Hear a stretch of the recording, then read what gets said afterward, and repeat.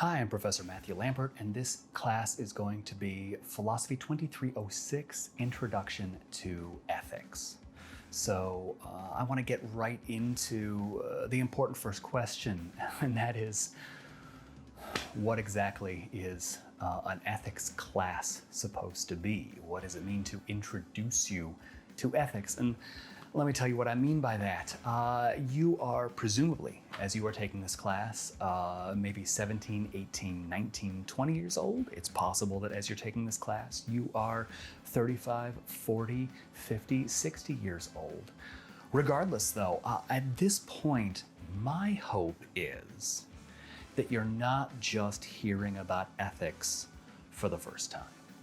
Right? Hopefully by this point, you have what we might call a decent grounding in ethics, which is just to say, what is ethics about? Well, if at some point it's about the difference between right and wrong, hopefully you've known the difference between right and wrong for an awfully long time, right? I'm hoping that you didn't get out of kindergarten without figuring that out. So I don't figure that I'm going to be able to suddenly teach you the difference between right and wrong. That ship has kind of sailed. If you've made it this far without learning that difference, we've probably got bigger problems. But here's the thing, if you think about the kinds of classes that you've taken so far in your schooling career, you'll notice there are really then two different kinds of classes, right?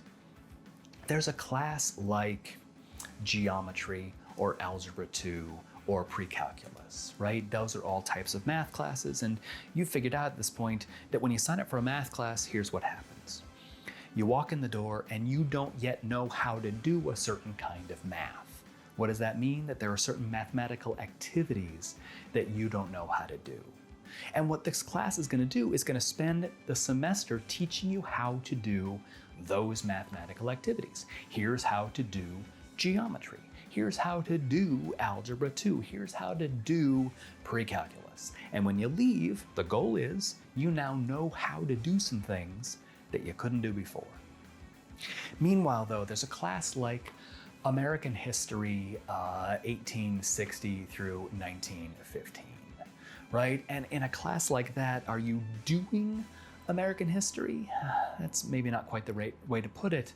But at the very least, you are learning about American history, right? So what does that mean? That means you walk in the door not knowing certain things that happened in and to America between 1860 and 1915. And what we're going to do is we're going to spend the entire semester telling you stuff that happened between those two dates. And by the time you leave, you're going to know a bunch of stuff about American history that you didn't know before.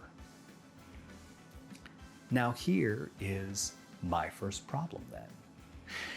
An ethics class, right? Is an ethics class supposed to just be telling you a bunch of stuff you didn't know about ethics or about philosophy? Well, that doesn't sound like a terribly exciting class, and furthermore, it doesn't seem clear to me why you would be required to take a course like that, right?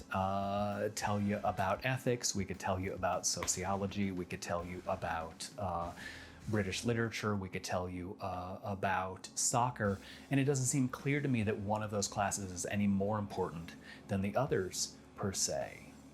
But meanwhile, on the other hand, if an ethics class is supposed to teach you how to do something you didn't know how to do before, be a good person, well, then we're in trouble, right? Because anyone who needs that class probably has far bigger problems than taking that class. And everybody else, all of you, you don't need that class, right? You've been doing that difference. You've been acting on that difference. You have learned to be a good person since you were little. So I think the opening question in an introduction to ethics class, the opening puzzle for me is, what exactly is this class supposed to accomplish? And that's going to be a question that I really want to sort of spend our time working through slowly over the first week or so of this semester. I think the big first step in a philosophy class is so often just a matter of figuring out what are we supposed to be doing here. If we were to do that well, what is the thing that we would be doing? But now I want to come back to the point we just made, that you know the difference between right and wrong. You've learned that difference when you were little and you've been acting on it ever since. Well, if you were to go out and find someone else and explain to them that difference, that thing that you know, you would very quickly realize that that thing that you know seems to be different from the thing that they know. They also know the difference between right and wrong. And yet it doesn't take you very long before you find some point of conflict, some point of disagreement, right? I know the difference, you know the difference, but this thing that we know is two different things. Why is that? And so here is going to be that first proper philosophical puzzle we can pick out. Well, is it because everyone just gets to make up that difference for themselves, or it's just a personal thing? But in that case, it's not quite right to say you know the difference between right and wrong, right?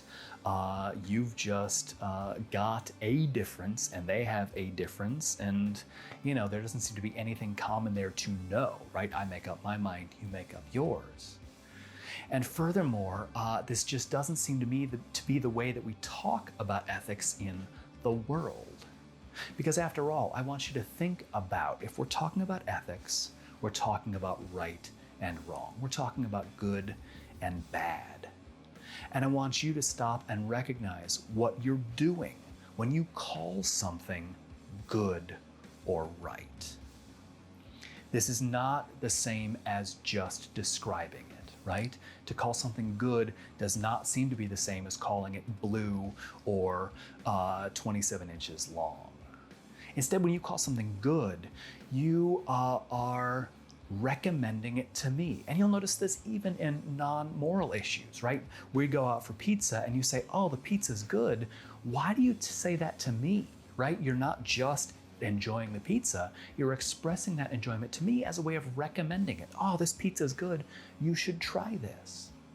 And likewise, when I tell you that an action is good, or when I tell you that a certain way of doing things is right, I'm not just telling you I like it or I approve of it, I am recommending it to you for some reason. Why do we recommend? Where do these recommendations come from? What sort of grounds them? And why is it that you and I seem to have very different ideas about that? These are the kinds of questions that can start to open things up for us this semester.